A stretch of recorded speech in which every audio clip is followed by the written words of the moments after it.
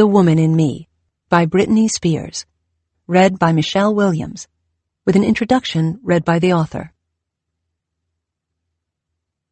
For my boys who are the loves of my life. This book has been a labor of love and all the emotions that come with it. Reliving everything that you're about to hear has been exciting, heart-wrenching, and emotional, to say the least. For those reasons, I will only be reading a small part of my audiobook. I'm so grateful to the amazing Michelle Williams for reading the rest of it, and to you for listening. Prologue. As a little girl, I walked for hours alone in the silent woods behind my house in Louisiana singing songs. Being outside gave me a sense of aliveness and danger. When I was growing up, my mother and father fought constantly. He was an alcoholic. I was usually scared in my home. Outside wasn't necessarily heaven either, but it was my world. Call it heaven or hell, it was mine. Before going home, I would follow a path to our neighbor's house, through a landscape yard, and past a swimming pool. They had a rock garden full of small, soft pebbles that would trap the heat and stay warm in a way that felt so good against my skin. I would lie down on the rocks and look up at the sky, feeling the warmth from below and above, thinking, I can make my own way in life. I can make my dreams come true. Lying quietly on those rocks, I felt God. Chapter 1. Raising kids in the South used to be more about respecting your parents and keeping your mouth shut. Today, the rules have reversed. It's more about respecting the kids. Disagreeing with a parent was never permitted in my house. No matter how bad it got, there was an understanding to stay mute, and if I didn't, there were consequences. In the Bible, it says your tongue is your sword. My tongue and my sword were me singing. My whole childhood, I sang. I sang along with the car radio on the way to dance class. I sang when I was sad. To me, singing was spiritual. I was born and went to school in Macomb, Mississippi, and lived in Kentwood, Louisiana, 25 miles away. Everyone knew everyone in Kentwood. Doors were left unlocked. Social lives revolved around church and backyard parties. Kids were put in matching outfits, and everyone knew how to shoot a gun. The area's main historic site was Camp Moore, a Confederate training base built by Jefferson Davis. Each year there are Civil War reenactments the weekend before Thanksgiving, and the sight of the people dressed up in military outfits was a reminder that the holiday was coming. I loved that time of year.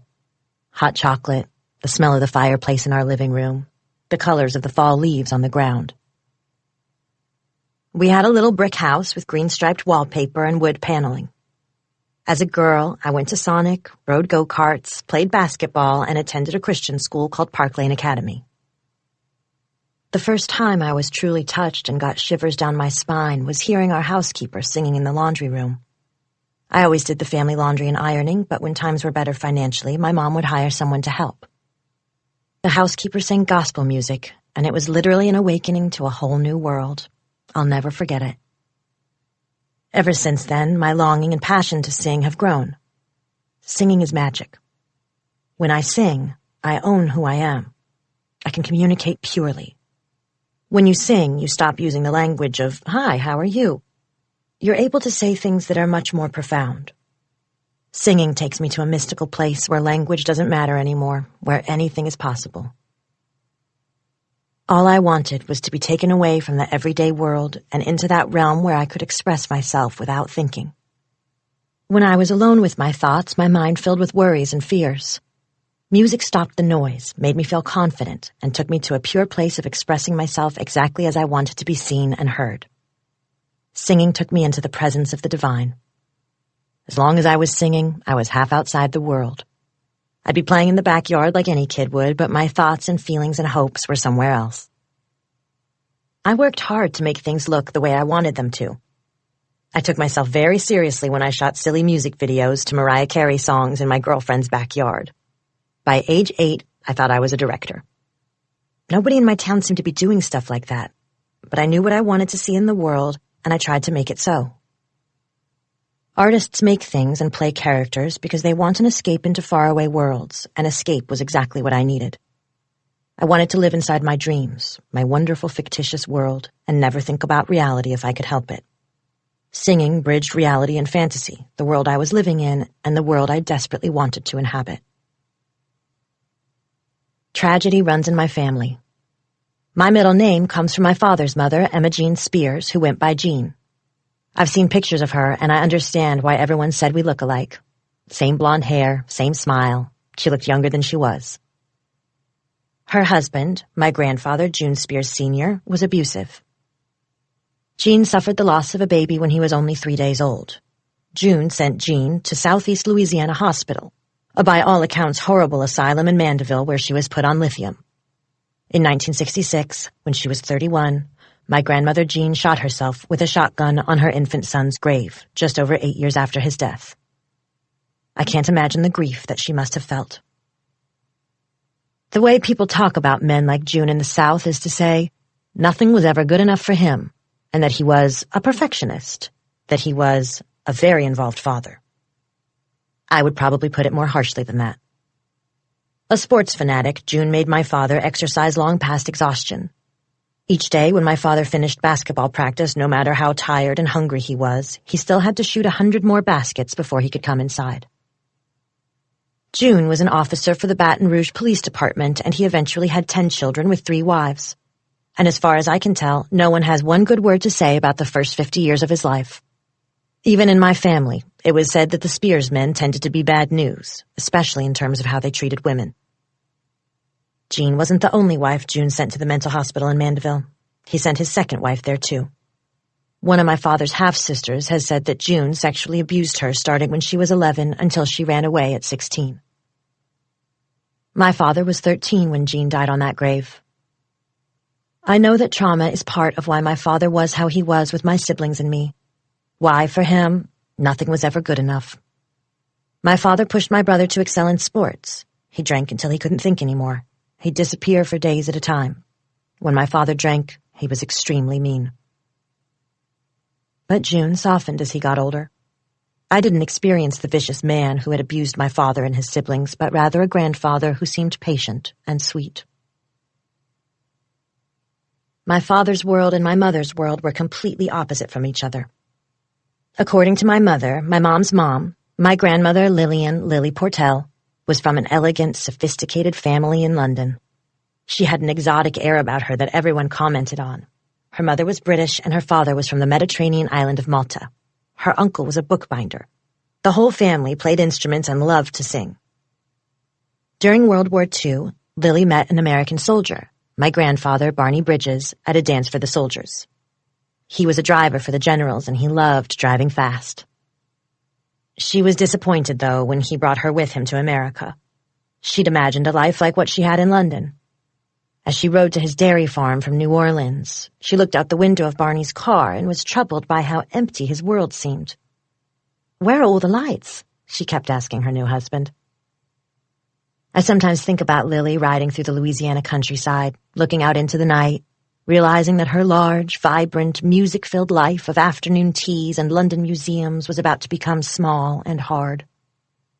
Instead of going to the theater or shopping for clothes, she would have to spend her life cooped up in the country, cooking and cleaning and milking cows. So my grandmother kept to herself, read a ton of books, became obsessed with cleaning, and missed London until the day she died. My family said that Barney didn't want to let Lily go back to London because he thought that if she went, she wouldn't come home.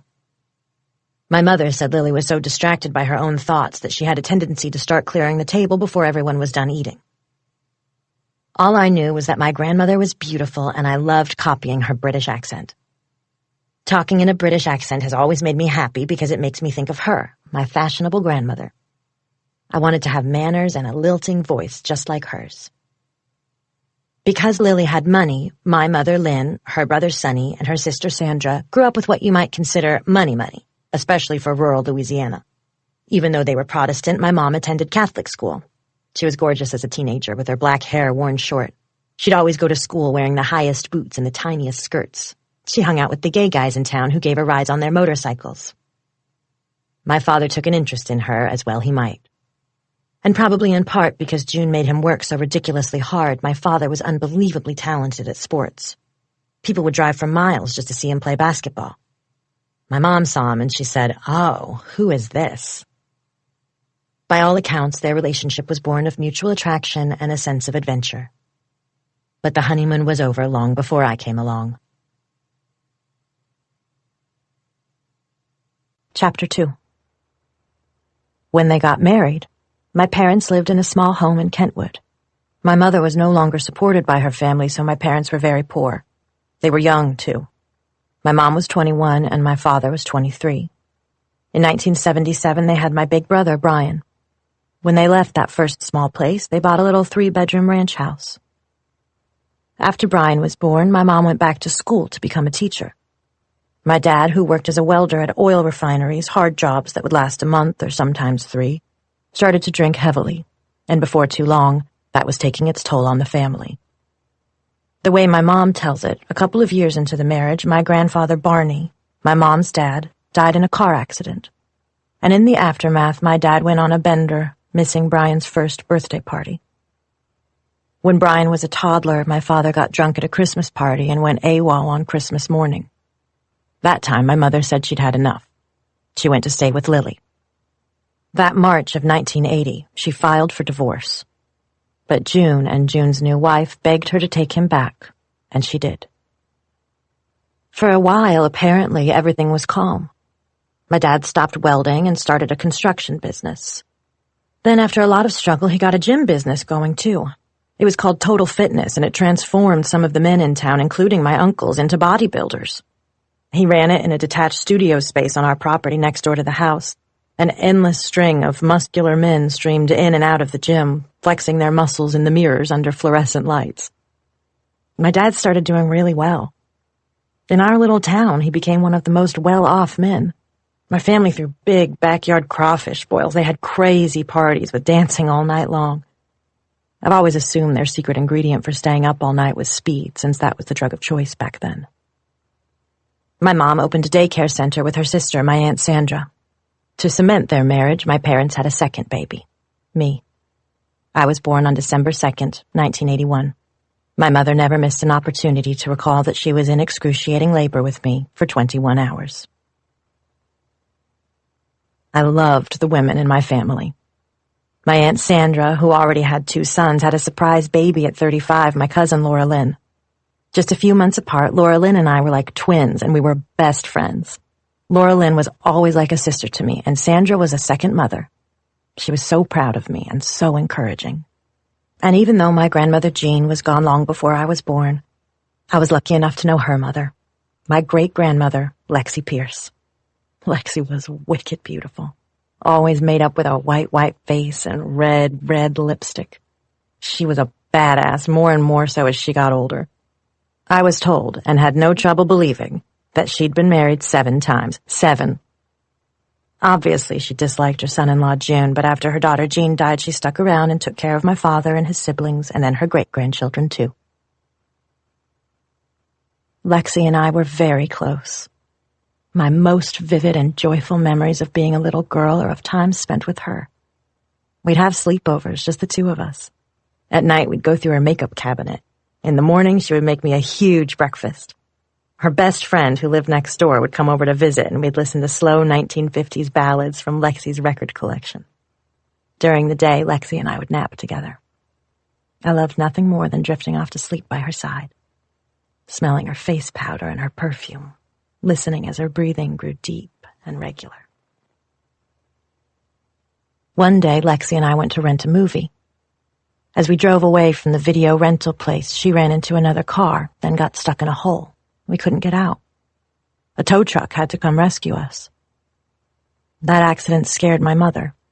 From then on, I wasn't allowed to hang out with my great-grandmother. It wasn't even a bad accident, I told my mother. I begged to see Lexi. She was my favorite person. No, I'm afraid she's getting senile, my mom said. It's not safe for you to be alone with her anymore. After that, I saw her at my house. But I couldn't get in the car with her or have sleepovers with her ever again. It was a huge loss for me. I didn't understand how being with someone I loved could be considered dangerous.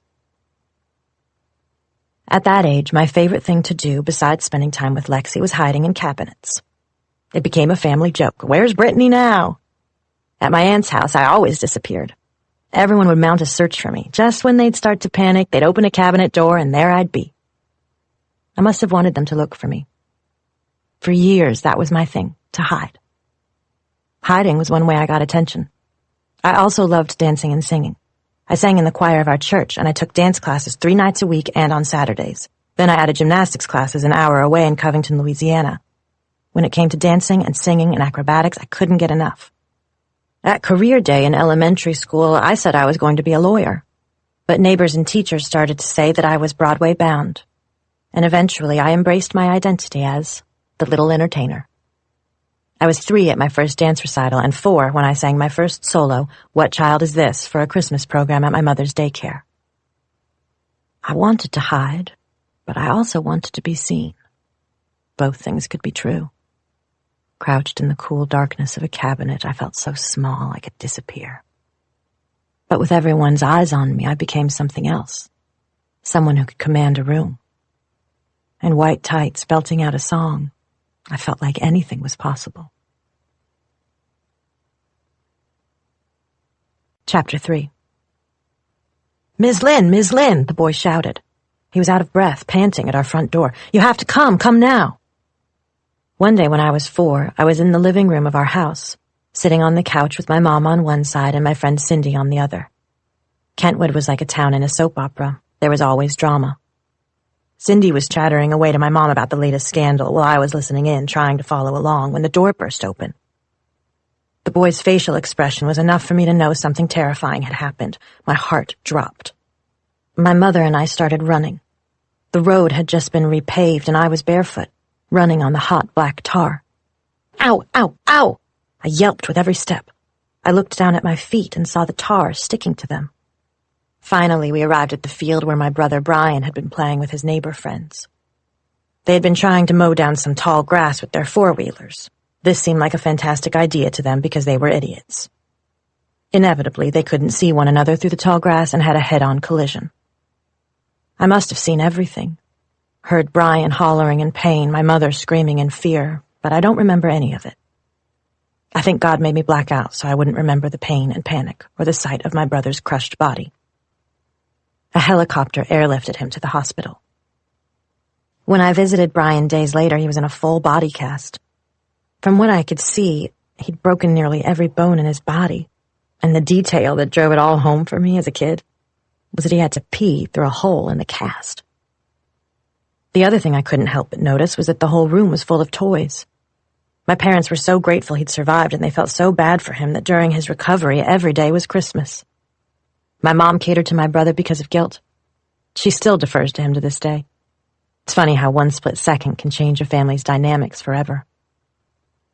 The accident made me much closer to my brother. Our bond was formed out of my sincere, genuine recognition of his pain. Once he came home from the hospital, I wouldn't leave his side. I slept beside him every night. He couldn't sleep in his own bed because he still had the full body cast, so he had a special bed, and they had to set up a little mattress for me at the foot of it. Sometimes I'd climb into his bed and just hold him. Once the cast came off, I continued to share a bed with him for years. Even as a very little girl, I knew that between the accident and how hard our dad was on him, my brother had a difficult life. I wanted to bring him comfort. Finally, after years of this, my mom told me, "Brittany, now you're almost in the 6th grade. You need to start sleeping by yourself." I said no. I was such a baby. I did not want to sleep by myself. But she insisted, and finally I had to give in.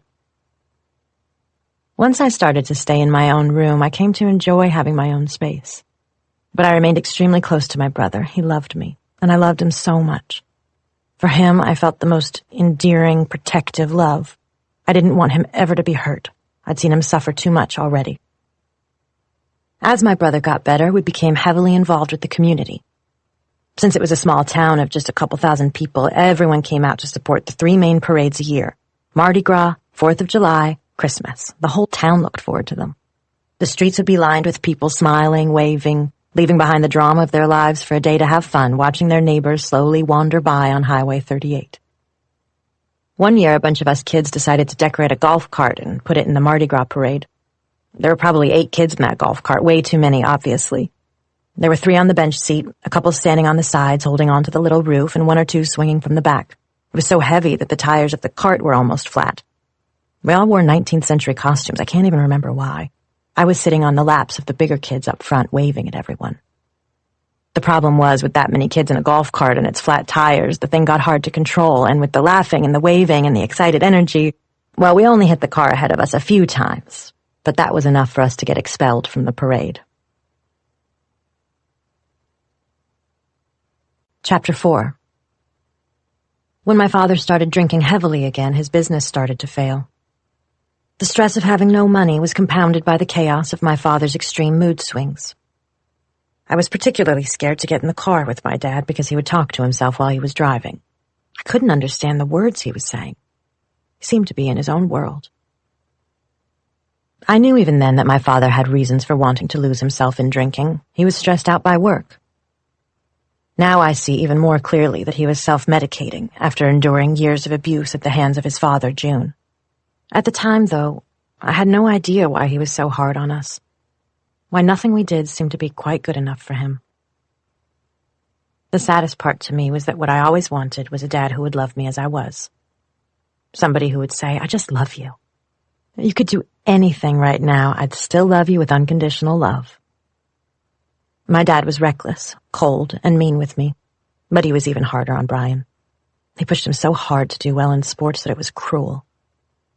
Brian's life in those years was much rougher than mine because our father put him through the same brutal regimen June had pushed on him. Brian was forced to do basketball and also football, even though he wasn't built for it. My dad could also be abusive with my mom, but he was more the type of drinker who would go away for days at a time. To be honest, it was a kindness to us when he went away. I preferred it when he wasn't there. What made his time at home especially bad was that my mom would argue with him all night long. He was so drunk he couldn't talk. I don't know if he could even hear her. But we could. Brian and I had to suffer the consequences of her rage, which meant not being able to sleep through the night. Her screaming voice would echo through the house. I'd storm out into the living room in my nightgown and beg her, "Just feed him and go put him to bed, he's sick." She was arguing with this person who wasn't even conscious. But she wouldn't listen. I would go back to bed furious, staring daggers at the ceiling, listening to her yell, cursing her in my heart. Isn't that awful? He was the one who was drunk. He was the one whose alcoholism had made us so poor. He was the one passed out in the chair. But she was the one who ended up pissing me off the most. Because at least in those moments he was quiet. I was so desperate to sleep, and she wouldn't shut up. In spite of all the nightly drama, by day my mom made our home a place my friends wanted to come to, at least when my father respected us enough to drink somewhere else. All the kids from the neighborhood came over. Our house was, for lack of a better word, the cool house. We had a high bar with 12 chairs around it. My mom was a typical young Southern mom, often gossiping, always smoking cigarettes with her friends at the bar. She smoked Virginia Slims, the same cigarettes I smoke now, or talking with them on the phone. I was dead to all of them. The older kids would sit on the bar chairs in front of the TV and play video games. I was the youngest one. I didn't know how to play video games, so I always had to fight to get the older kids' attention. Our house was a zoo. I was always dancing on the coffee table for attention, and my mom was always chasing after Brian when he was little, jumping over couches, trying to catch him so she could spank him after back-talking her. I was always overly excited, trying to draw the older kids' eyes away from the screen in the living room, or to get the adults to stop talking to one another in the kitchen. "Brittany, stop!" my mother would yell. "We have company. Just be nice. Be on good behavior."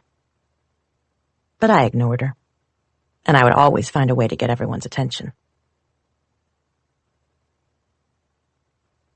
Chapter 5. I was quiet and small, but when I sang, I came alive, and I had taken enough gymnastics classes to be able to move well. When I was 5, I entered a local dance competition. My talent was a dance routine done wearing a top hat and twirling a cane. I won. Then my mom started taking me around to contests all over the region. In old photos and videos, I'm wearing the most ridiculous things.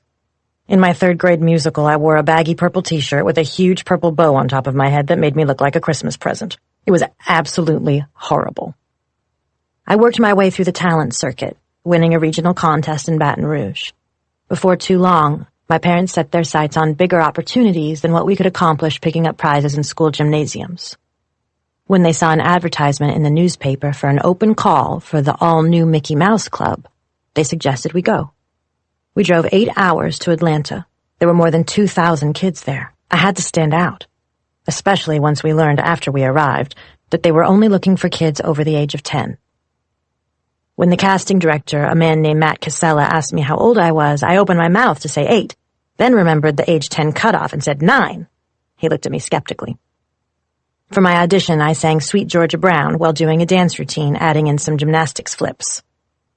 They narrowed the group of thousands from across the country down to a handful of kids, including a beautiful girl from California a few years older than me named Carrie Russell. A girl from Pennsylvania named Christina Aguilera and I were told we hadn't made the cut, but that we were talented. Matt said we could probably get on the show once we were a little older and more experienced. He told my mom that he thought we should go to New York City to work. He recommended we look up an agent he liked who helped young performers get started in the theater. We didn't go right away. Instead, for about 6 months, I stayed in Louisiana and I went to work, waiting tables at Lexi's seafood restaurant, Granny's Seafood and Deli, to help out. The restaurant had a terrible fishy smell. Still, the food was amazing, unbelievably good, and it became the new hangout for all the kids. The deli's back room was where my brother and all his friends would get drunk in high school. Meanwhile, out on the floor at age 9, I was cleaning shellfish and serving plates of food while doing my prissy dancing in my cute little outfits. My mom sent footage of me to the agent Matt had recommended, Nancy Carson. In the video, I was singing Shine On Harvest Moon. It worked. She asked us to come to New York and meet with her. After I sang for Nancy in her office 20 stories up in a building in Midtown Manhattan, we got back on the Amtrak and headed home. I had been officially signed by a talent agency. Not long after we got back to Louisiana, my little sister Jamie Lynn was born. Laura Lynn and I spent hours playing with her in the playhouse like she was another one of our dolls. A few days after she came home with the baby, I was getting ready for a dance competition when my mother started acting strangely. She was hand-sewing a rip in my costume, but while working the needle and thread, she just up and threw the costume away. She didn't seem to know what she was doing. The costume was a piece of shit, frankly, but I needed it to compete. "Mama, why did you throw my costume away?" I said. Then all of a sudden there was blood. Blood everywhere. Something hadn't been sewn up properly after she gave birth. She was gushing blood. I screamed for my father. "What's wrong with her?" I yelled. "What's wrong with her?" Daddy rushed in and drove her to the hospital. The whole way I kept screaming, "Something cannot be wrong with my mom." I was 9. To see a river of blood flowing out of your mother would be traumatic for anyone. But for a child at that age, it was terrifying. I had never seen that much blood before. Once we got to the doctor, they fixed her in what felt to me like 2 seconds. No one even seemed that concerned. Apparently, postpartum hemorrhage isn't that uncommon, but it lodged in my memory. At gymnastics class, I'd always check to make sure my mom was on the other side of the window waiting for me to be done. It was a reflex, something I had to do to feel safe. But one day I did my usual check-in out the window and she wasn't there. I panicked. She'd left. She was gone, maybe forever. I started crying. I fell to my knees. Seeing me, you'd have thought someone had just died. My teacher rushed over to comfort me. "Honey, she's going to come back." She said, "It's okay. She probably just went to Walmart." It turned out that my mom had done exactly that. She had gone to Walmart. But it was not okay. I couldn't take her leaving. Seeing how upset I was when she got back, she never left that window during class again. And for the next few years, she never left my side. I was a little girl with big dreams. I wanted to be a star like Madonna, Dolly Parton, or Whitney Houston. I had simpler dreams, too. Dreams that seemed even harder to achieve and that felt too ambitious to say out loud. I want my dad to stop drinking. I want my mom to stop yelling. I want everyone to be okay. With my family, anything could go wrong at any time. I had no power there. Only while performing was I truly invincible. Standing in a Manhattan conference room in front of a woman who could make my dreams come true, at least one thing was completely within my control. Chapter 6. When I was 10, I was invited to be a contestant on Star Search. On the first show, I did a spunky version of a song I'd heard sung by Judy Garland, "I Don't Care." I got 3.75 stars. My rival, a girl who sang opera, got 3.5. I advanced to the next round. The next episode taped later that day, and I was up against a bolo tie-wearing boy with a lot of hairspray in his hair named Marty Thomas, age 12. We were friendly. We even played basketball together before the show. I sang the Judds' "Love Can Build a Bridge," which I'd sung the year before at my aunt's wedding. While we were waiting for our scores, Marty and I were interviewed on stage by the host, Ed McMahon. "I noticed last week you have the most adorable, pretty eyes," he said to me. "Do you have a boyfriend?" "No, sir," I said. "Why not?" "They're mean." "Boyfriends?" Ed said. "You mean all boys are mean? I'm not mean. How about me?" "Well, it depends," I said. "I get that a lot," Ed said. I got 3.75 again. Marty got a perfect 4. I smiled and hugged him politely, and as I walked off, Ed wished me luck. I kept it together until I made it backstage, but then I burst into tears. Afterward, my mom got me a hot fudge sundae. My mom and I kept flying back and forth to New York. The intensity of working in the city as a little girl was exciting for me, even if it was also intimidating. I got offered a job, an understudy role in the off-Broadway musical Ruthless, inspired by The Bad Seed, All About Eve, Mame, and Gypsy. I played a sociopathic child star named Tina Denmark. Tina's first song was called Born to Entertain. It hit close to home. The other understudy was a talented young actress named Natalie Portman. While I was doing the show, we rented a little apartment for my mom, baby Jamie Lynn, and me near my public school, the Professional Performing Arts School, and I took classes nearby at Broadway Dance Center. But mostly I passed my time at the Players Theater downtown. The experience was a validation in some way, proof I had enough talent to make it in the theatrical world. But it was a grueling schedule. There was no time to be a regular kid, or really make friends, because I had to work nearly every day. On Saturdays, there were 2 shows. I also didn't love being an understudy. I had to be at the theater every night until as late as midnight, in case I had to take over for the main Tina, Laura Bell Bundy. After a few months, she left, and I took over the lead, but I was awfully worn out. By the time Christmas came around, I desperately wanted to go home. And then I learned I was supposed to perform on Christmas Day. In tears, I asked my mom, "Am I really going to do this for Christmas?" I looked at the little mini tree in our apartment, thinking about the sturdy evergreen we'd have in our living room in Kentwood. In my little girl mind, I didn't understand why I'd want to do that, continue performing through the holidays. So I quit the show and went home. The schedule of New York City theater was just too rough on me at that age. One good thing did come out of it, though. I learned how to sing in a theater with small acoustics. The audience is right beside you, just 200 people in the room. Honestly, it's strange, but in that space, the feeling of singing is more electric. The closeness that you feel with the people in the audience is something special. Their energy made me stronger. With that experience under my belt, I auditioned again for the Mickey Mouse Club. Waiting to hear about the Mickey Mouse Club back in Kentwood, attending Park Lane Academy, I became a basketball point guard. I was tiny for 11, but I could run the plays. People imagine I was a cheerleader, but I never was. I danced a little bit on the side, but at school I wanted to play ball, so I did in spite of my height. I had this huge number 25 jersey, way too big for me. I was a little bitty mouse zipping around out there. I had a crush for a while on a basketball player who was 15 or 16. He made every three-pointer, and he made it look easy. People would come from far away to see him play, just like they had to see my dad. He was good. Not as good as my dad had been, but still a genius with the ball. I marveled at him and my friends who were taller than me. My thing was to steal the ball away from an opposing player, mid-dribble, run down, and make a layup. I loved the thrill of quickly weaving around the other team, just the rush of no script, the play being unpredictable, completely unknown, made me feel so alive. I was so small and so sweet that no one saw me coming. It wasn't the same as being on stage in New York City, but under the bright lights on the court, waiting for the sound of applause, it felt like the next best thing. Chapter 7. My second audition for the Mickey Mouse Club got me booked. Matt, the nice casting director who had referred my mom to our agent Nancy, decided I was ready. Being in the show was boot camp for the entertainment industry. There were extensive dance rehearsals, singing lessons, acting classes, time in the recording studio, and school in between.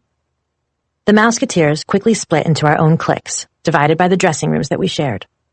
Christina Aguilera and I were the younger kids. We shared a dressing room with another girl, Nikki DeLoach. We looked up to the older kids, Carrie Russell, Ryan Gosling, and Tony Lucca, who I thought was so handsome. And quickly I connected with a boy named Justin Timberlake.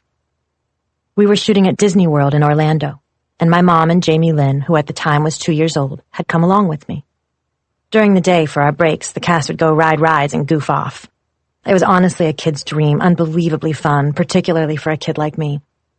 But it was also exceptionally hard work. We would run choreography 30 times in a day, trying to get every step perfect. The only bad moment was when, not long into filming, we got a call that my grandmother Lily had died. Maybe because of a heart attack or stroke. She drowned in the pool while swimming. We couldn't afford to fly home for the funeral, but Lynn Harless, Justin's kind mother, lent us the plane fare. It was something family would do, and the kids and parents on that show became family. One day, Tony was looking for a hat that a wardrobe person had left in the girls' room, and he came into our dressing room. He walked in and my heart fell out of my chest. He was my crush. I couldn't believe the guy had just walked into my dressing room.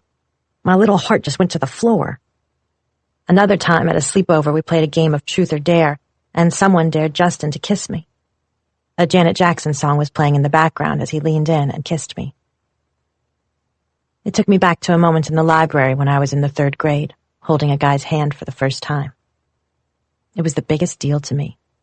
So real, so powerful. That was the first time somebody had paid me any sort of romantic attention, and it felt like a wonderful rebellion. The lights were off. We'd been watching a movie, and we hid our hands underneath the desk so the teachers couldn't see. The Mickey Mouse Club was a terrific experience. It got my feet wet in TV.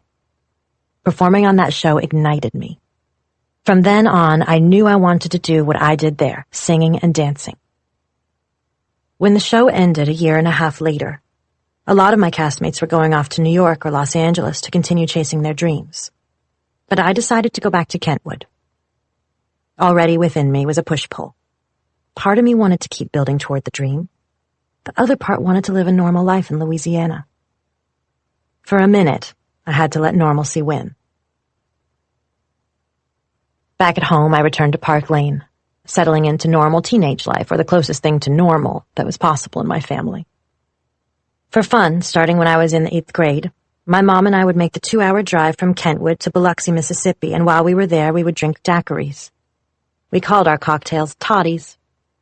I loved that I was able to drink with my mom every now and then. The way we drank was nothing like how my father did it.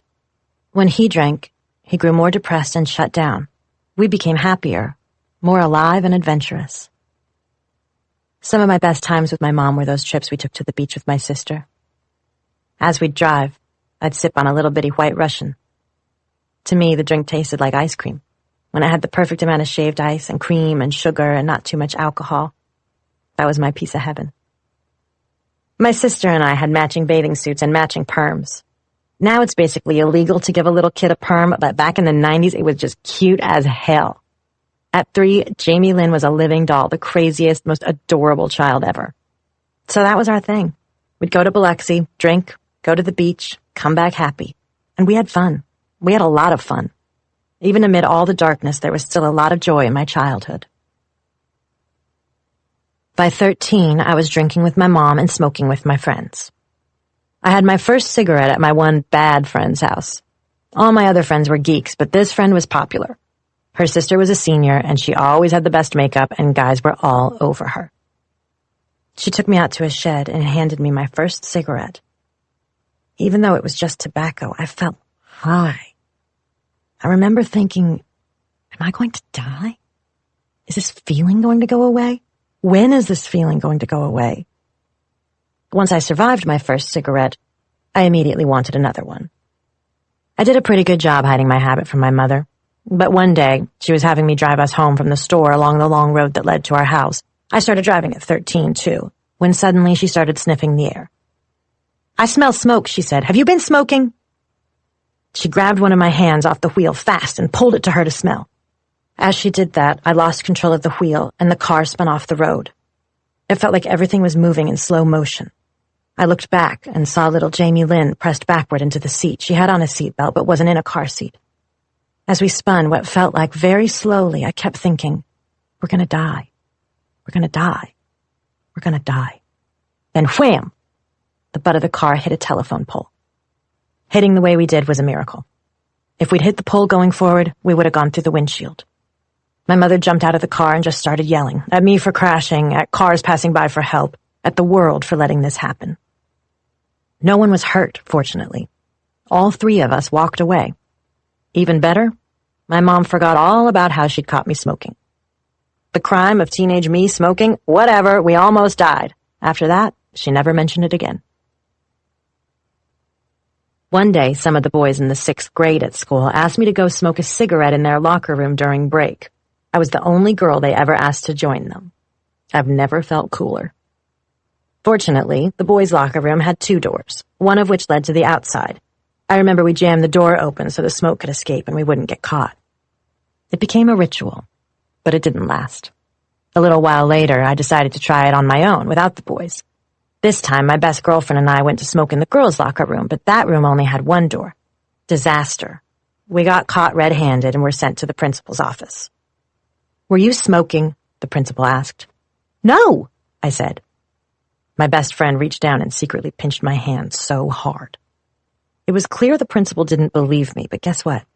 Somehow we actually got away with just a warning. Later, my friend said, "I swear to God, Brittany, you're the worst liar I've ever seen in my life. Let me do the talking next time, please." I wasn't just drinking and smoking by that age. I was precocious when it came to boys. I had a huge crush on one of the guys who was always hanging around at my bad friend's house. He was 18 or 19. And he had a girlfriend at the time, a tomboy. They were really together, the it couple at our school. I wished he'd look at me, but I didn't have much hope given that I was 5 years younger than him. One night I was sleeping over at my bad friend's house. With no warning, the guy I had a crush on snuck into the house in the middle of the night. It must have been 3 a.m. I was sleeping on the couch and I woke up to him sitting next to me. He started kissing me, and then we were fully making out on the couch. What is happening, I thought. It was like some sort of seance, like I'd conjured him. I couldn't believe my crush had just appeared out of nowhere and started making out with me, and it was sweet.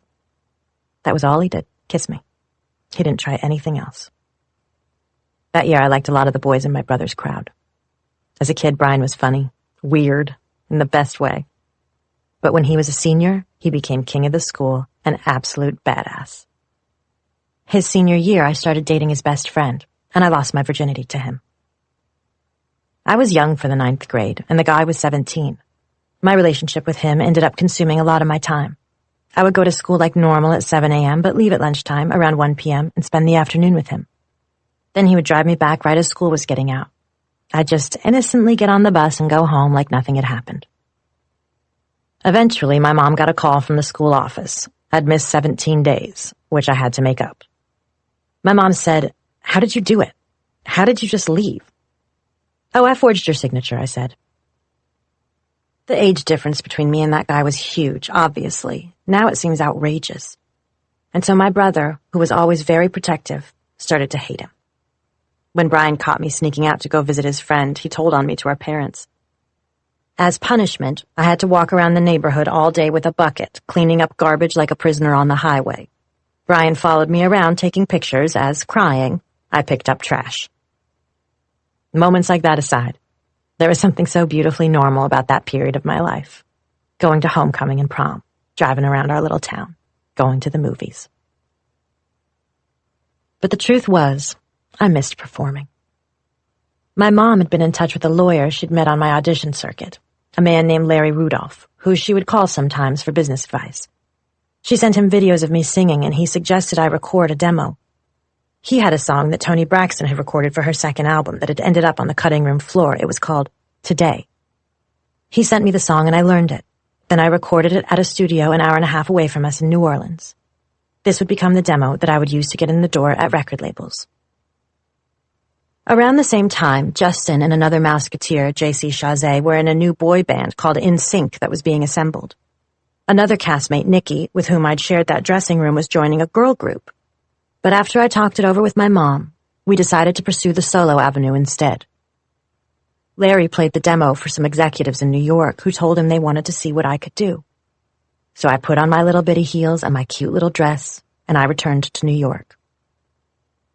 I had tried to go back to being an ordinary teenager, but it hadn't worked. I still wanted something more. Chapter 8. Who is this man? I thought. I have no idea, but I like his office and I really like his dog. He was just this little old man, but his energy was insane. I estimated he was probably 65 years old. He was actually in his 50s. Larry had told me the man was a big contact named Clive Calder. I had no idea what he did. If I'd known going in that he was a record executive who'd founded Jive Records, maybe I would have been more nervous. Instead, I was just curious, and I loved him from the second I met him. He had an incredibly intimidating 3-story office. And in the office was a teacup terrier, the kind of dog I didn't even know existed, that was, I swear to God, the smallest, most precious thing. When I walked in and saw that office and that dog, I felt like I was entering a parallel universe. Everything opened up into a different dimension. I walked into an amazing dream. "Hi, Brittany," he said, practically vibrating with enthusiasm. "How are you?" He acted like he was part of some sort of powerful secret society. He had a South African accent that made it sound to me like he was a character in an old movie. I'd never heard anyone talk that way in real life. He let me pick up his dog. As I held the tiny animal, so warm in my arms, and looked around that giant office, I couldn't stop smiling. In that moment, my dreams got a jump start. I hadn't recorded anything yet other than the demo. I was just visiting these people Larry had told me to meet with. I knew I was supposed to go sing a song for record label executives, and I knew I sure wanted to be around that guy more, and that the way he was had something to do with the way I wanted to be. I wouldn't have been surprised if he'd been my uncle in a past life. I wanted to always know him. It was his smile. Clever, smart, wise. He was a mystical smile of a man. I'll never forget it. I felt so much joy with him, and I felt like the trip to New York was more than worthwhile, even if all it gave me was the chance to meet someone like that, someone who believed in me. But my day wasn't done. Larry took me around town, and I went into rooms full of executives and sang Whitney Houston's "I Have Nothing." Gazing out at rooms full of men in suits, looking me up and down in my small dress and high heels, I sang loud. Clive signed me right away. And so I ended up getting a recording deal with Jive Records at the age of 15. My mother was teaching second grade now in Kentwood, and Jamie Lynn was little, so we got our family friend Felicia Collada, I called her Miss Fee, to come with me everywhere. The label wanted me in a studio immediately. They put Fee and me up in an apartment in New York. We would drive to New Jersey every day, and I would go into a booth and sing for producer and songwriter Eric Foster White, who'd worked with Whitney Houston. Honestly, I was clueless. I didn't know what was going on. I just knew I loved to sing, and I loved to dance. And so whichever of the gods could come down and coordinate that for me, I was going to show up for them. If anyone was able to put something together for me that presented me in a format people could relate to, I was ready. I don't know what happened, but God worked his magic, and there I was in New Jersey, recording. The booth I sang in was underground. When you're inside it, you just hear yourself sing, nothing else. I did that for months. I never came out of the booth. After working nonstop, I went to a barbecue at someone's house. I was very girly at the time, always in a dress and heels. I was there talking with people, trying to make a good impression, and at one point I ran to go get Felicia and bring her out on the balcony. I didn't realize that there was a screen door there. I ran straight into it, hit it with my nose, and fell back. Everyone looked up and saw me on the floor holding my nose. When I tell you I was embarrassed, I swear to God. I got up and someone said, "You know there's a screen there." "Yeah, thanks," I said. Of course, everyone just laughed their little fannies off. I was so embarrassed. Isn't it funny that out of all the things that happened to me in that first year of recording, that is one of my most vivid memories? That was over 25 years ago. I was devastated. But honestly, I think I was more in shock because I did not know that screen was there. It made me think I might have been recording in that booth for too long. About a year into my time in New Jersey, things were coming together for my first album. Then all of a sudden, one of the executives told me, "You need to meet this producer from Sweden. He's really good. He writes cool songs." "All right," I said. "Who has he worked with?" I don't know how I knew to ask that question, inexperienced as I was, but I'd started to have clear ideas about how I wanted to sound. I did a little bit of research, too, and learned that at that point, he'd done songs for the Backstreet Boys, Robin, and Bryan Adams. "Yes," I said. "Let's do it." Max Martin flew to New York, and we had a dinner meeting, just me and him, with no assistants or label people. Even though I usually had handlers around because of my age, in this case, they wanted me to meet him by myself. As we sat down, a waiter came over and said, "How may I help you?" Somehow a candle flipped over and sent the whole table up in flames. We were at one of the most expensive restaurants in New York City, and our table had just become a wall of fire, from "How may I help you?" to flame wall in under a second. Max and I looked at each other in horror. "We should go now, yeah?" he said. He was magic, and we started working together. I flew to Sweden to record songs, but I barely registered the difference between there and New Jersey. I was just in another booth. Felicia would come in and say, "Do you want some coffee? Let's go take a break." I would shake her off. I worked for hours straight. My work ethic was strong. I would never come out. If you knew me then, you wouldn't hear from me for days. I would stay in the studio as long as I could. If anyone wanted to leave, I'd say, I wasn't perfect.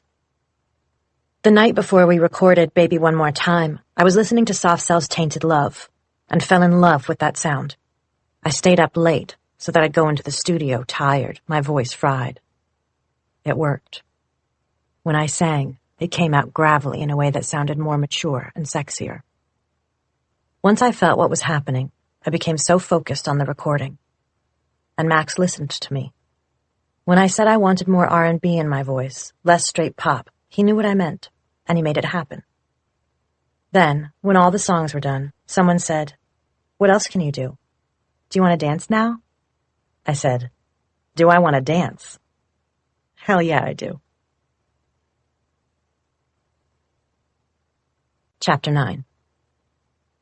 The label came to me with a concept for the Baby One More Time video, in which I would play a futuristic astronaut. The mock-up I saw had me looking like a Power Ranger. That image didn't resonate with me, and I had a feeling my audience wouldn't relate to it either. I told the executives at the label I thought people would want to see my friends and me sitting at school, bored. And then as soon as the bell rang, boom, we'd start dancing. The way the choreographer had us moving was so smooth. It helped that most of the dancers were from New York City. In the pop dance world, there are two camps. Most people will say that LA dancers are better. No disrespect to them, but my spirit has always liked New York dancers best. They have more heart. We rehearsed at Broadway Dance Center, where I'd taken classes as a kid, so I was comfortable there. When Jive Records executive Barry Weiss came into the studio, I turned it on for him. In that moment, I showed him what I was capable of. The director for the video, Nigel Dick, was open to my ideas. In addition to the school bell cueing the start of the dancing, I added that it was important there be cute boys. And I thought we should wear school uniforms to make it seem more exciting when we started dancing outside in our casual clothes. We even got to cast Miss Fee as my teacher. I found it hilarious to see her in nerdy glasses and frumpy teacher clothes. Making that video was the most fun part of doing that first album. That's probably the moment in my life when I had the most passion for music. I was unknown, and I had nothing to lose if I messed up. There is so much freedom in being anonymous. I could look out at a crowd who'd never seen me before and think, you don't know who I am yet. It was kind of liberating that I didn't really have to care if I made mistakes. For me, performing wasn't about posing and smiling. On stage, I was like a basketball player driving down the court. I had ball sense, street sense. I was fearless. I knew when to take my shots. Starting in the summer, Jive sent me on a mall tour to something like 26 malls. Doing that form of promotion is not much fun. No one knew who I was yet. I had to try to sell myself to people who weren't that interested. My demeanor was innocent, and it wasn't an act. I didn't know what I was doing. I'd just say, "Yeah, hi. My song's really good. You gotta check it out." Before the video came out, not a lot of people knew what I looked like. But by the end of September, the song was on the radio. I was 16 when, on October 23rd, 1998, the Baby One More Time single hit stores. The next month, the video premiered, and suddenly I was getting recognized everywhere I went. On January 12th, 1999, the album came out and sold over 10 million copies very quickly. I debuted at #1 on the Billboard 200 chart in the U.S. I became the first woman to debut with a #1 single and album at the same time. I was so happy, and I could feel my life start to open up. I didn't have to perform in malls anymore. Things were moving fast. I toured with NSYNC, including my old Mickey Mouse Club friend Justin Timberlake, in tour buses. I was always with my dancers or Felicia or one of my two managers, Larry Rudolph and Johnny Wright. I acquired a security guard named Big Rob, who was unbelievably sweet to me. I became a regular on MTV's Total Request Live. Rolling Stone sent David LaChapelle to Louisiana to shoot me for the April cover story, Inside the Heart, Mind, and Bedroom of a Teen Dream. When the magazine came out, the photos were controversial because the cover shot of me in my underwear holding a Teletubby played up how young I was. My mother seemed concerned, but I knew that I wanted to work with David LaChapelle again. Every day was new. I was meeting so many exciting people. Right when Baby came out, I met singer-songwriter Paula Cole at a party in New York. She was about 14 years older than me. Oh my God, I looked up to her so much. At first, just based on her appearance. She was the smallest thing with the curliest brown hair flowing down her back. I had no idea who the hell she was, only that she was beautiful, with this incredible look and energy. Years later, I figured out she was also the singer of the songs I loved. When I first heard her voice, I thought she looked completely different than she actually did. Putting her angelic face to her super dirty words on Feelin' Love, her tiny body with the strength of her voice on I Don't Want to Wait, I realized how powerful it can be when women defy expectations. Chapter 10. Justin Timberlake and I had stayed in touch after the Mickey Mouse Club and enjoyed spending time together on the NSYNC tour. Having shared that experience at such a young age gave us a shorthand. We had so much in common. We met up when I was on tour and started hanging out during the day before shows and then after shows, too. Pretty soon I realized that I was head over heels in love with him. So in love with him it was pathetic.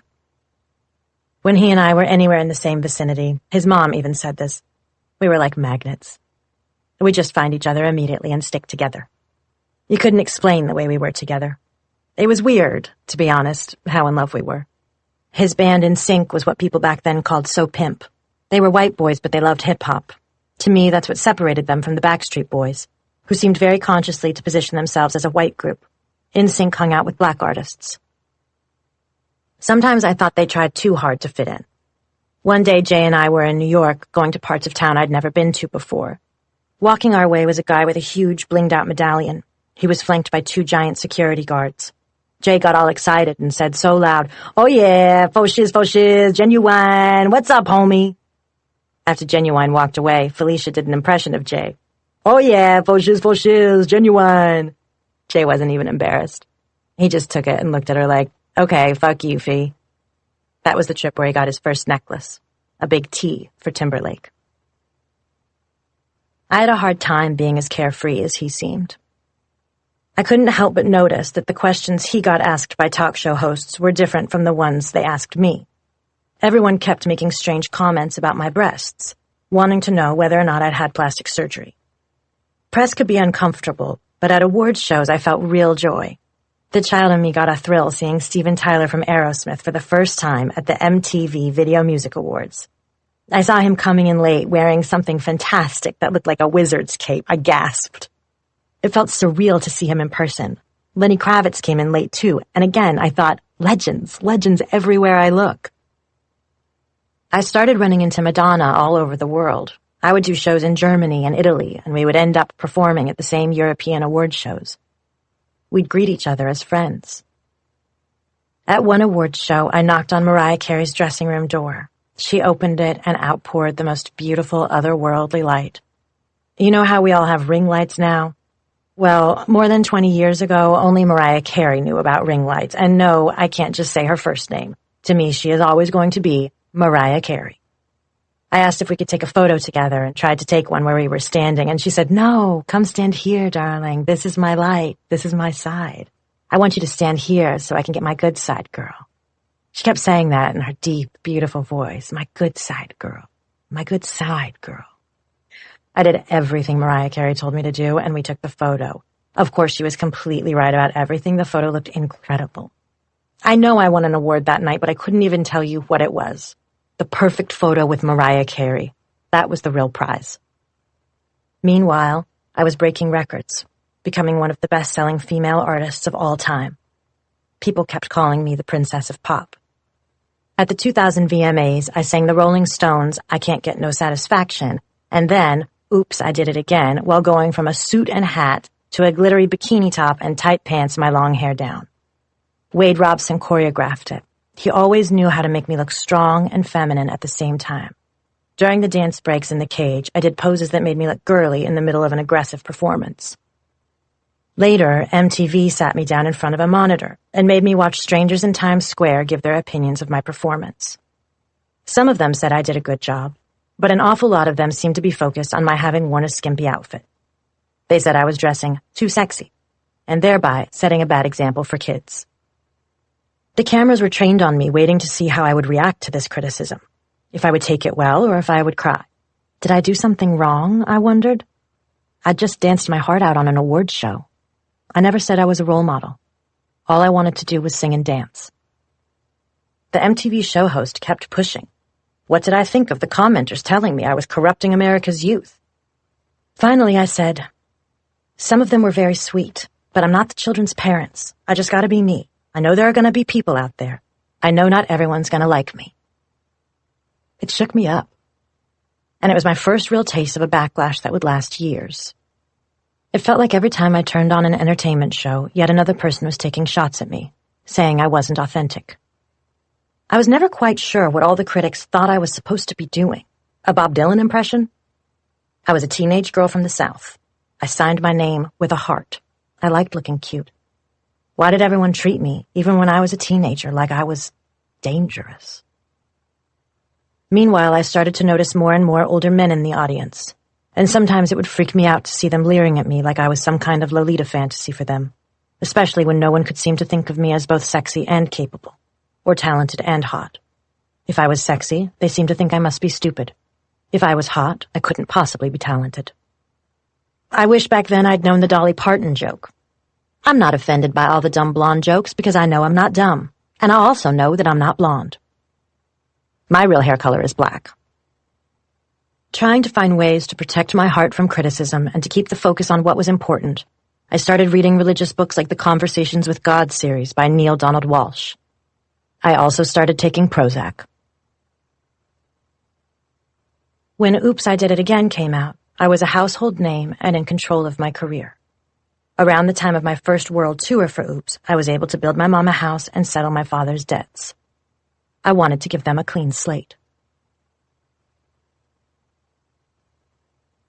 Chapter 11. There was hardly any time to rehearse. I only had a week to get ready. I was performing at the 2001 Super Bowl halftime show alongside Aerosmith, Mary J. Blige, Nelly, and NSYNC. Justin and the rest of his band had special gloves that shot fountains of sparks. I sang Walk This Way, wearing a sexy version of a football uniform with shiny silver pants, a cropped shirt, and an athletic sock on one of my arms. I was brought to Steven Tyler's trailer to meet him right before the show, and his energy was incredible. He was such an idol to me. When we finished, the stadium lit up with fireworks. The halftime show was just one of the seemingly endless good things happening for me. I landed the Most Powerful Woman spot on the Forbes list of Most Powerful Celebrities. The following year, I'd be #1 overall. I learned that tabloids were making so much money off photos of me, I was almost single-handedly keeping some magazines in business. And I was starting to get amazing offers. At the 2001 MTV Video Music Awards that September, the plan was for me to sing I'm a Slave for You, and we decided I would use a snake as a prop. It's become an iconic moment in VMA's history, but it was even more terrifying than it appeared. The first time I saw the snake was when they brought it to a little back room of the Metropolitan Opera House in Manhattan where we would be doing the show. The girl who handed it over was even smaller than me. She looked so young, and she was very tiny with blonde hair. I couldn't believe they didn't have some big guy in charge. I remember thinking, you're letting us two little munchkins handle this huge snake? But there we were, and there was no going back. She lifted up the snake and put it over my head and around me. To be honest, I was a little scared. That snake was a huge animal, yellow and white, crinkly, gross-looking. It was okay, because the girl who gave it to me was right there, plus a snake handler and a bunch of other people. Everything changed, though, when I actually had to do the song on stage with the snake. On stage, I'm in performance mode. I'm in a costume, and there's nobody else there but me. Once again, the little munchkin came to me and handed me that huge snake, and all I knew was to look down, because I felt if I looked up and caught its eye, it would kill me. In my head, I was saying, just perform, just use your legs and perform. But what nobody knows is that as I was singing, the snake brought its head right around to my face, right up to me, and started hissing at me. You didn't see that shot on the TV, but in real life, I was thinking, are you fucking serious right now? This fucking goddamn snake's tongue is flicking out at me, right now. Finally, I got to the part where I handed it back, thank God. The next night, at Madison Square Garden in New York City, just days before September 11th, I performed a duet of The Way You Make Me Feel with Michael Jackson to celebrate the 30th anniversary of his solo career. In my heels, I prowled all over that stage, The audience went crazy. At one point, it felt like the whole crowd of 20,000 was singing along with us. Pepsi hired me to do commercials for them. In The Joy of Pepsi, I started out as a delivery driver, then wound up in a huge dance number. And now and then, I got to wear cute outfits from different eras. For the 80s section, I got made up as Robert Palmer for a version of Simply Irresistible. I was in hair and makeup for 4 hours, and they still didn't quite manage to make me convincing as a man. But in the 50s part, I loved dancing at the drive-in. I had Betty Boop hair. Working in all those different genres, I was amazed at how intelligently done those commercials were. The first movie I did was Crossroads, written by Shonda Rhimes and directed by Tamara Davis. We had filmed it in March 2001, around the same time I was recording the album Britney. In the film, I was playing a good girl named Lucy Wagner. The experience wasn't easy for me. My problem wasn't with anyone involved in the production, but with what acting did to my mind. I think I started method acting, only I didn't know how to break out of my character. I really became this other person. Some people do method acting, but they're usually aware of the fact they're doing it. But I didn't have any separation at all. This is embarrassing to say, but it's like a cloud or something came over me, and I just became this girl named Lucy. When the camera was on, I was her. And then I couldn't tell the difference between when the camera was on and when it wasn't. I know that seems stupid, but it's the truth. I took it that seriously. I took it seriously to the point where Justin said, "Why are you walking like that? Who are you?" All I can say is it's a good thing Lucy was a sweet girl writing poems about how she was not a girl, not yet a woman, and not a serial killer. I ended up walking differently, carrying myself differently, talking differently. I was someone else for months while I filmed Crossroads. Still to this day, I bet the girls I shot that movie with think, she's a little quirky. If they thought that, they were right. I was a baby, just like the character. I should have played myself on camera. But I was so eager to do a good job that I kept trying to go deep with this character. I had been me my whole life, and I wanted to try something different. I should have just said to myself, it's a teen road movie. It's not that deep. Honestly, just have a good time. After the movie wrapped, one of my girlfriends from a club in LA came to visit me. We went to CVS. I swear to God, I walked into the store, and as I talked to her while we shopped, I finally came back to myself. When I came outside again, I was cured of the spell that movie had cast. It was so strange. My little spirit showed back up in my body. That trip to buy makeup with a friend was like waving some magic wand. Then I was pissed. I thought, oh my God, what have I been doing for the past few months? Who was I? That was pretty much the beginning and end of my acting career, and I was relieved. The Notebook casting came down to me and Rachel McAdams, and even though it would have been fun to reconnect with Ryan Gosling after our time on the Mickey Mouse Club, I'm glad I didn't do it. If I had, instead of working on my album, In the Zone, I'd have been acting like a 1940s heiress day and night. I'm sure a lot of the problem was that it was my first experience with acting. I imagine there are people in the acting field who have dealt with something like that, where they have had trouble separating themselves from a character. But I feel like they keep perspective. I hope I never get close to that occupational hazard again. Living that way, being half yourself and half a fictional character, is messed up. After a while, you don't know what's real anymore. Chapter 12. When I think back on that time, I was truly living the dream, living my dream. My tours took me all over the world. One of my happiest moments on tour was playing the music festival Rock in Rio 3 in January 2001. In Brazil, I felt liberated, like a child in some ways, a woman and a child, all in one. I was fearless at that point, filled with a rush and a drive. At night, my dancers, there were 8 of them, 2 girls, the rest guys, and I went skinny dipping in the ocean, singing and dancing and laughing with each other. We talked for hours under the moon. It was so beautiful. Exhausted, we headed into the steam rooms where we talked some more. I was able to be a little bit sinful then. Skinny dipping, staying up talking all night, nothing over the top. It was a taste of rebellion and freedom, but I was just having fun and being a 19-year-old. The Dream Within a Dream tour, right after my album Britney came out in the fall of 2001, was my 4th tour and one of my favorites. Every night on stage, I battled a mirror version of myself, which felt like it was probably a metaphor for something. But that mirror act was just one song. There was also flying, and an Egyptian barge, and a jungle, lasers, snow.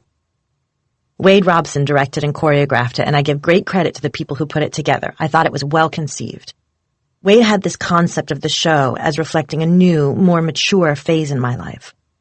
The set and costumes were so clever.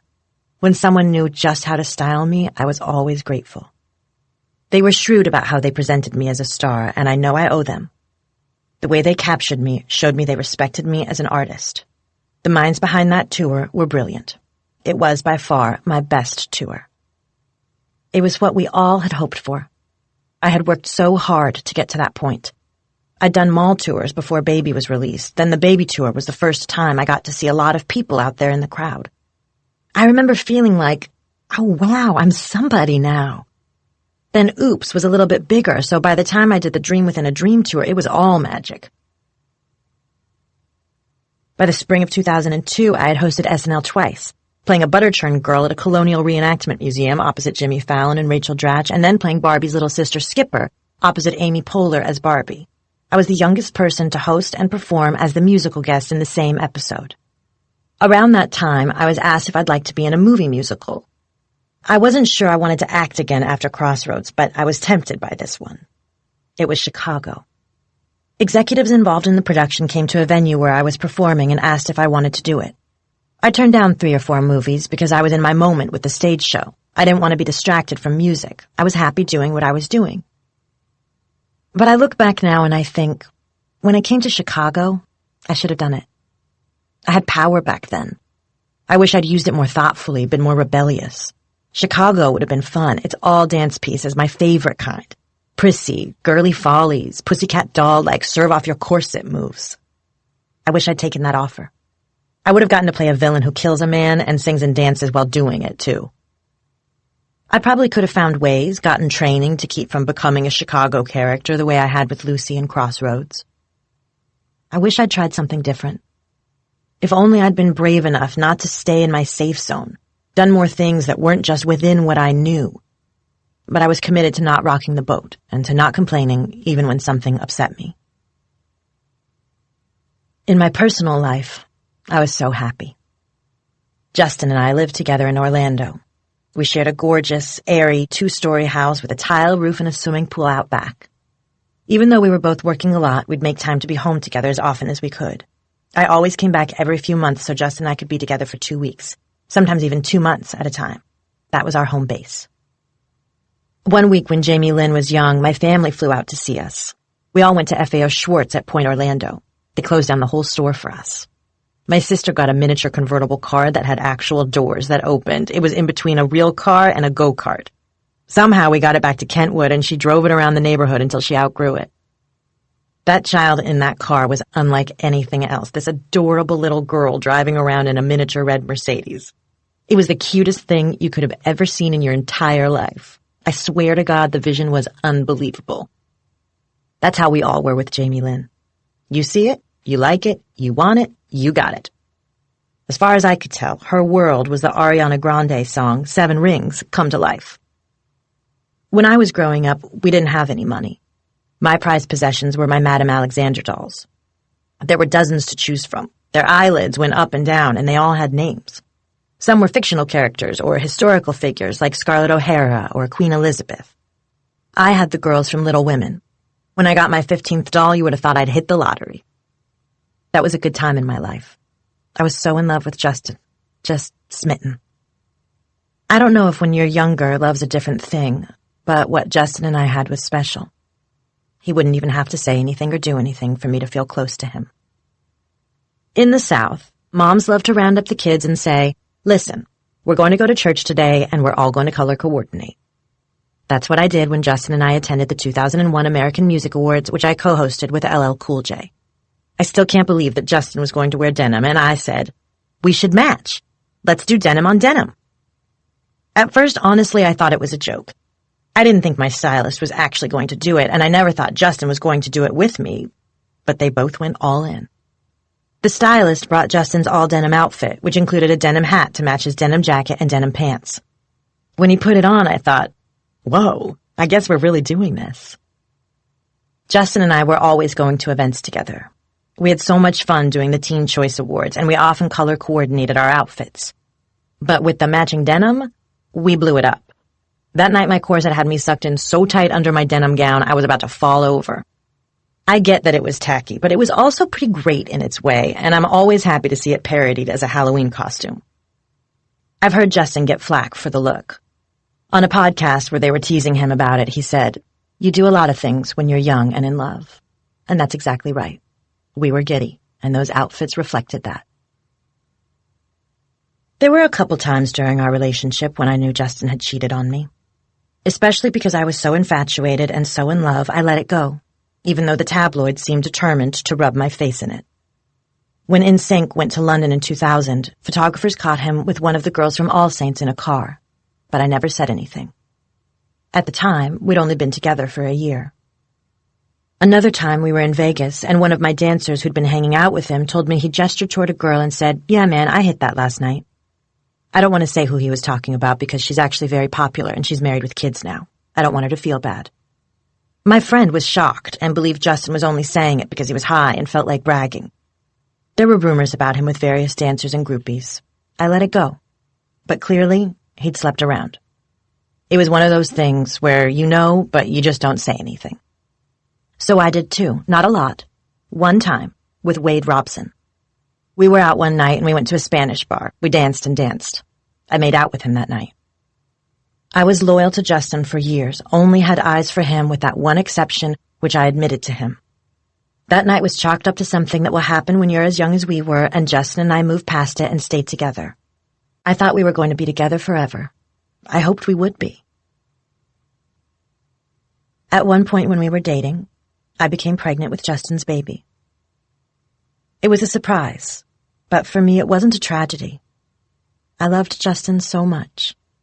I always expected us to have a family together one day. This would just be much earlier than I'd anticipated. Besides, what was done was done.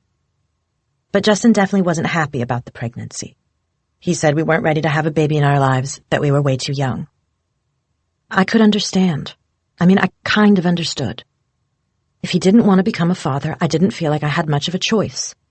I wouldn't want to push him into something he didn't want. Our relationship was too important to me. And so I'm sure people will hate me for this. But I agreed not to have the baby. Abortion was something I never could have imagined choosing for myself. But given the circumstances, that is what we did. I don't know if that was the right decision. If it had been left up to me alone, I never would have done it. And yet Justin was so sure he didn't want to be a father. We also decided on something that in retrospect wound up being, in my view, wrong, and that was that I should not go to a doctor or to a hospital to have the abortion. It was important that no one find out about the pregnancy or the abortion, which meant doing everything at home. We didn't even tell my family. The only person who knew besides Justin and me was Felicia, who was always on hand to help me. I was told, "It might hurt a little bit, but you'll be fine." On the appointed day, with only Felicia and Justin there, I took the little pills. Soon I started having excruciating cramps. I went into the bathroom and stayed there for hours, lying on the floor, sobbing and screaming. It should have numbed me with something, I thought. I wanted some kind of anesthesia. I wanted to go to the doctor. I was so scared. I lay there wondering if I was going to die. When I tell you it was painful, I can't begin to describe it. The pain was unbelievable. I went down to the ground on my knees holding the toilet. For a long time, I couldn't move. To this day, it's one of the most agonizing things I have ever experienced in my life. Still, they didn't take me to the hospital. Justin came into the bathroom and lay on the floor with me. At some point, he thought maybe music would help, so he got his guitar and he lay there with me, strumming it. I kept crying and sobbing until it was all over. It took hours, and I don't remember how it ended, but I do, 20 years later, remember the pain of it, and the fear. After that, I was messed up for a while, especially because I still did love Justin so much. It was insane how much I loved him, and for me, it was unfortunate. I should have seen the breakup coming, but I didn't. Chapter 13. When Justin began making his first solo album, Justified, he started being very standoffish with me. I think that was because he decided to use me as ammunition for his record, and so it made it awkward for him to be around me staring at him with all that affection and devotion. Ultimately, he ended our relationship by text message while I was on the set for the video of the overprotected remix by Darkchild. After seeing the message as I sat in my trailer between takes, I had to go back out and dance. For as much as Justin hurt me, there was a huge foundation of love. And when he left me, I was devastated. When I say devastated, I mean I could barely speak for months. Whenever anyone asked me about him, all I could do was cry. I don't know if I was clinically in shock, but it felt that way. Everyone who knew me thought something was wrong with me, really wrong. I went back home to Kentwood and I couldn't talk to my family or friends. I barely left the house. I was that messed up. I lay in my bed and stared at the ceiling. Justin flew out to Louisiana to visit me. He brought me a long letter he'd written and framed. I still have it under my bed. And at the end it said, makes me want to cry to think about it, "I can't breathe without you." Those are the last words in it. Reading that, I thought, damn, he's a good writer. Because that was exactly how I felt. It almost felt like I was suffocating, like I couldn't breathe after all that had happened. The thing is, though, even after I saw him and read the letter, I didn't come out of the trance. He did all that. He came there to see me, and I still couldn't talk. To him or to anybody. Chapter 14. Even though the last thing I wanted to do was perform, I still had tour dates left in my contract, so I went back out to finish them. All I wanted was to get off the road, to have days and nights all to myself, to walk out onto the Santa Monica Pier and breathe in the salt air, listen to the rattle of the roller coaster, stare out at the ocean. Instead, every day was a grind. Load in, load out, sound check, photo shoot. Asking, what town are we even in? I'd loved the Dream Within a Dream tour when it started, but it had become a slog. I was tired in mind and body. I wanted to shut it all down. I'd begun fantasizing about opening a little shop in Venice Beach with Felicia and quitting show business completely. With the gift of hindsight, I can see that I hadn't given myself enough time to heal from the breakup with Justin. In late July 2002, at the very end of the tour, we headed south to do a show in Mexico City, but getting there was almost a disaster. We were traveling in vans, and once we'd crossed the border, we came to a sudden halt. We'd been stopped by a bunch of guys holding the biggest guns I'd ever seen. I was terrified. It felt like we were being ambushed. It just didn't make sense to me, but all I knew was we were surrounded by these angry-looking men. Everyone in my van was so tense. I had security with me, but who knew what was going to happen? After what felt like forever, there seemed to be some kind of peace talks happening. It was like in a movie. It's still a mystery to me what actually happened, but in the end, we were allowed to carry on, and we got to play to 50,000 people, though the second show on the following day had to be canceled halfway through because of a massive thunderstorm. That thunderstorm-canceled show was the last date of the Dream Within a Dream tour. But when I told people after finishing the tour that I wanted to rest, everyone seemed nervous. When you're successful at something, there's a lot of pressure to keep right on doing it, even if you're not enjoying it anymore. And as I would quickly find out, you really can't go home again. I did an interview with People magazine back in Louisiana for reasons that seemed ridiculous to me. I wasn't promoting anything, but my team thought I should show that I was doing well and just taking a little break. The photographer shot me outside and then inside with the dogs and my mom on the couch. They had me empty out my purse to reveal that I wasn't carrying drugs or cigarettes. All they found was juicy fruit gum, vanilla perfume, mints, and a little bottle of St. John's wort. My daughter is doing beautifully, my mom told the reporter confidently. She's never, ever been close to a breakdown. Part of what made that period of time so difficult is that Justin's family had been the only real, loving family I had. For holidays, the only family I would go to was his. I knew his grandmother and his grandfather, and I loved them so much. I thought of them as home. My mom would come out and visit us every once in a while, but she's not who I went home to. Ever. My mom was trying to recover from her divorce from my dad, which she'd finally gone through with. Depressed and self-medicating, she could barely get up off the couch. My dad was nowhere to be found. And my little sister, well, when I tell you she was a total bitch, I'm not exaggerating. I had always been the worker bee.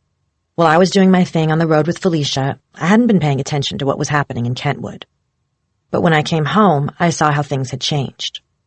My mom would serve Jamie Lynn while she watched TV, bringing her little chocolate milkshakes. It was clear that girl ruled the roost. Meanwhile, it was like I was a ghost child. I can remember walking into the room and feeling like no one even saw me. Jamie Lynn only saw the TV. My mother, who at one time had been the person I was closest to in the world, was on another planet. And the way adolescent Jamie Lynn spoke to my mother, my mouth would just drop. I'd listen to her spew these hateful words, and I'd turn to my mother and say, "Are you going to let this little witch talk to you like that?" I mean, she was bad. I felt betrayed by how Jamie Lynn had changed. I'd bought a house for Jamie Lynn to grow up in. She was not exactly grateful for it. She'd later say, "Why'd she get us a house?" Like it was some sort of imposition. But that house had been a gift. I'd bought it because our family had needed a new house, and I wanted her to have a better life than I had. Life in Louisiana had passed me by. I felt like I had no one to talk to. Going through that breakup, going home, and seeing how much I didn't fit in anywhere anymore, I realized that I was technically growing up, becoming a woman. And yet, honestly, it was almost like I went backward at the same time and became younger in my mind. Have you seen The Curious Case of Benjamin Button? That's how I felt. Somehow, that year, in becoming more vulnerable, I started to feel like a child again. Chapter 15. To get my confidence back, in September 2002, I went to Milan to visit Donatella Versace. That trip invigorated me. It reminded me that there was still fun to be had in the world. We drank amazing wine and ate amazing food.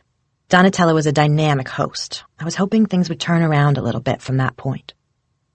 She had invited me to Italy to attend one of her runway shows. Donatella dressed me in a beautiful, sparkly rainbow dress. I was supposed to sing, but I really didn't feel like it. So after I did a little bit of posing, Donatella said we could take it easy. She played my cover of Joan Jett's I Love Rock and Roll. I said hi to the models, and we were done. Then it was time to party. Donatella is known for her lavish parties, and this one was no exception. I remember seeing Lenny Kravitz there, all these cool people. That party was really the first thing I did to put myself out there a bit after the breakup with Justin. On my own, innocent. During the party, I noticed a guy, and I remember thinking he was so cute. He looked like he was probably Brazilian, dark hair, handsome, smoking a blunt. Your typical bad boy. He was nothing like the LA actor types I'd known. He was more like a real man. The kind of man you have a one-night stand with. He was just sex. When I first noticed him, he was off talking to these two girls, but I could tell he wanted to talk to me. Eventually, we started talking, and I decided I'd like to have drinks with him at my hotel. We headed to my car, but during the drive, he did something that just turned me off, honestly. I can't even remember what it was, but it was one little thing that really irritated me, so I told the driver to pull over, and without saying a word, I kicked the guy out on the side of the road and left him there.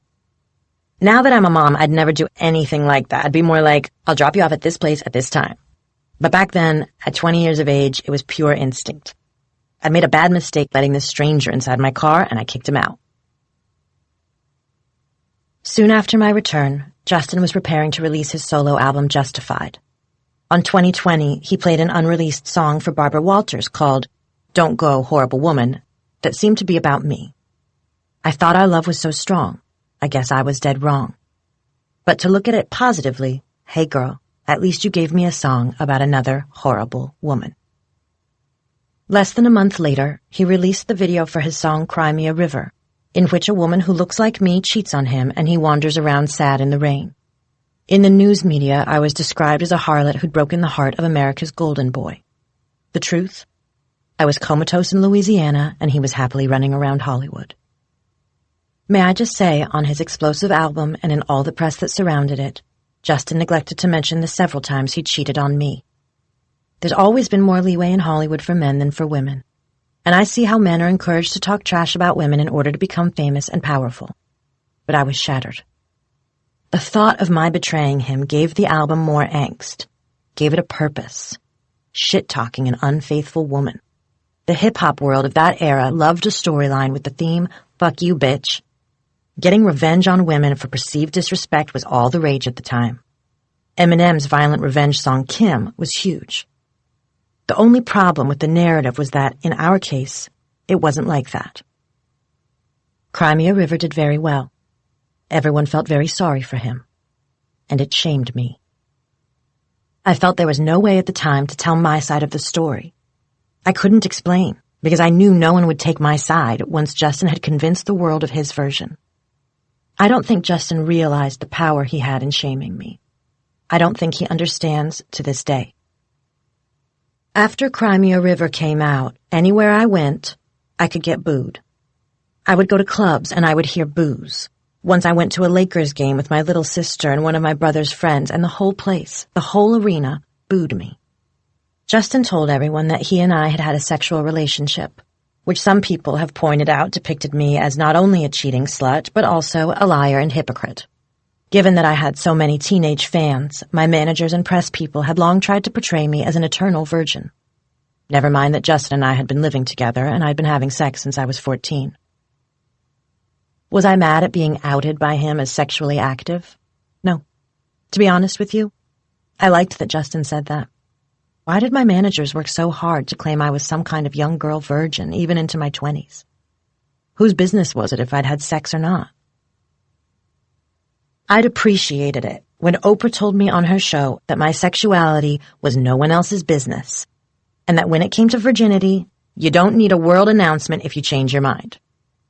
Yes, as a teenager, I played into that portrayal, because everyone was making such a big deal out of it. But if you think about it, it was pretty stupid for people to describe my body in that way, for them to point at me and say, look, a virgin. It's nobody's business at all. And it took the focus off me as a musician and a performer. I worked so hard on my music and on my stage shows, but all some reporters could think of to ask me was whether or not my breasts were real. They were, actually. And whether or not my hymen was intact. The way Justin admitted to everyone that we'd had a sexual relationship broke the ice and made it so that I never had to come out myself as a non-virgin. His talking about our having had sex never bothered me at all, and I've defended him to people who criticized him for doing it. That's so rude, people have said about his talking about me sexually. But I liked it. What I heard when he said that was, she's a woman. No, she's not a virgin. Shut up. As a child, I'd always had a guilty conscience, a lot of shame. A sense that my family thought I was just plain bad. The sadness and the loneliness that would hit me felt like my fault somehow, like I deserved unhappiness and bad luck.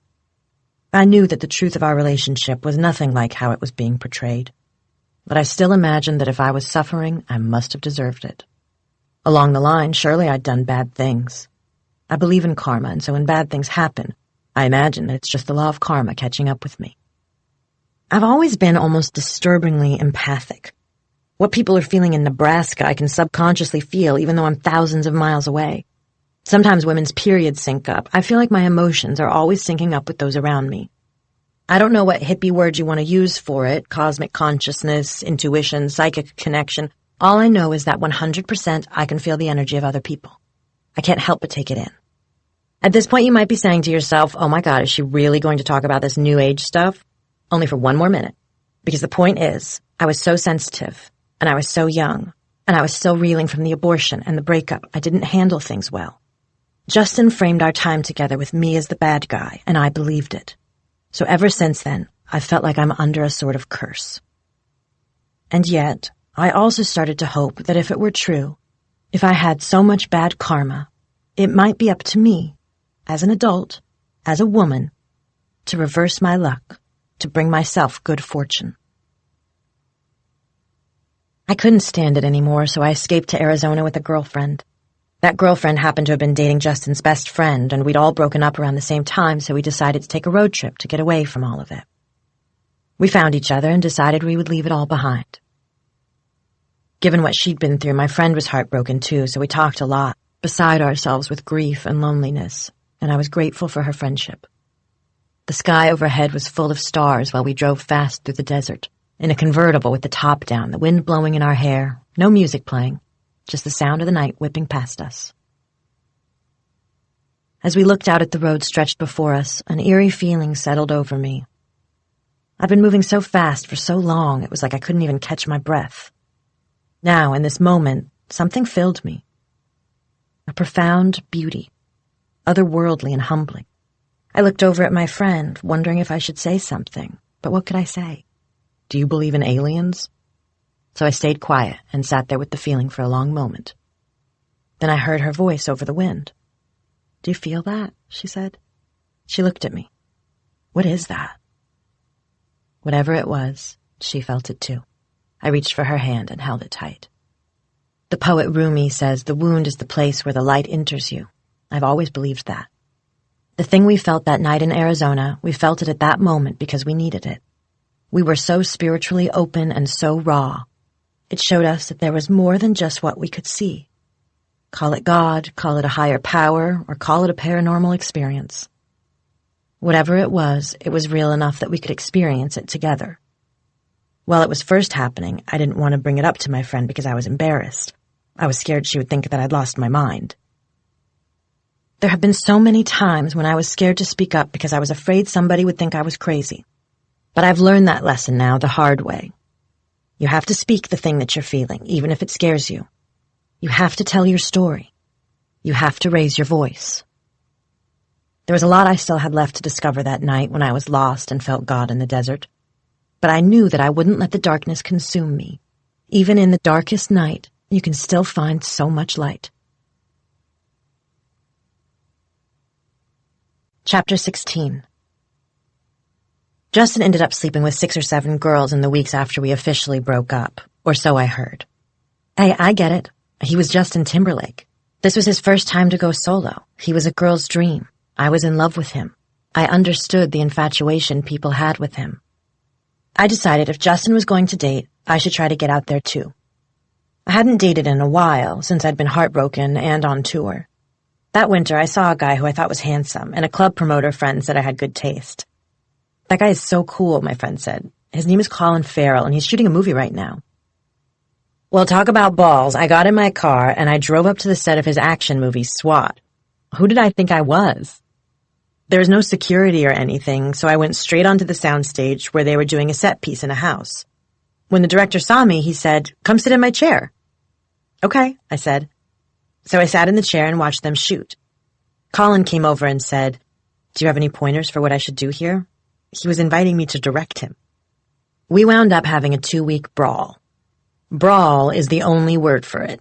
We were all over each other, grappling so passionately it was like we were in a street fight. In the course of our fun time together, he took me to the premiere of a spy thriller he was in called The Recruit with Al Pacino. I was so flattered he asked me to go. I wore a pajama top. I thought it was a real shirt because it had miniature studs on it, but I see the photos and I think, yeah, I definitely wore a full-blown pajama top to Colin Farrell's premiere. I was so excited to be at the premiere. Colin's whole family was there, and they were so warm to me. As I had before, when I'd felt too attached to a man, I tried to convince myself in every way that it was not a big deal, that we were just having fun, that in this case I was vulnerable because I wasn't over Justin yet. But for a brief moment in time, I did think there could be something there. The disappointments in my romantic life were just one part of how isolated I became. I felt so awkward all the time. I did try to be social. Natalie Portman, who I'd known since we were little girls in the New York theater circuit, and I even hosted a New Year's Eve party together. But it took a huge amount of effort. Most days I couldn't even bring myself to call a friend on the phone. To keep listening to this audiobook, I've left you a link in the description so you can do it, at no cost thanks to Audible's 30-day free trial.